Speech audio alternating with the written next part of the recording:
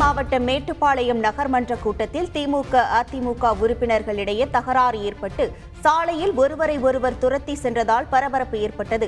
மேட்டுப்பாளையம் நகராட்சி நகர்மன்ற கூட்டத்தில் தெருவிளக்கு பிரச்சினை தொடர்பாக திமுக அதிமுக உறுப்பினர்களுக்கிடையே வாக்குவாதம் ஏற்பட்டது. ஒரு கட்டத்தில் அதிமுக உறுப்பினர்கள் தண்ணீர் டம்ளரை தூக்கி எறிந்ததாலும் தீர்மான நகலை கிழித்து எறிந்ததாலும் அசாதாரண சூழல் ஏற்பட்டு திமுக அதிமுக தரப்புக்கு இடையே வாக்குவாதமும் மோதலும் ஏற்பட்டது. இதையடுத்து அதிமுக உறுப்பினர்கள் அரங்கின் நடுவே அமர்ந்து தர்ணாவில் ஈடுபட்டதால் அவர்களை சஸ்பெண்ட் செய்து நகர்மன்ற தலைவர் உத்தரவிட்டார். இதனை கண்டித்து அதிமுக உறுப்பினர்கள் அரங்கிலேயே தர்ணாவில் ஈடுபட்டனர்.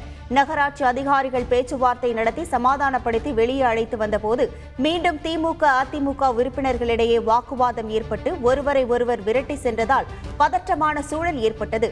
இரு தரப்பினரையும் போலீசார் தடுத்து நிறுத்தி அசம்பாவிதம் நிகழாமல் பார்த்துக் கொண்டனர். கலைந்து சென்ற இரு தரப்பினரும் காவல்துறையில் மாறி மாறி புகார் அளித்துள்ளனர்.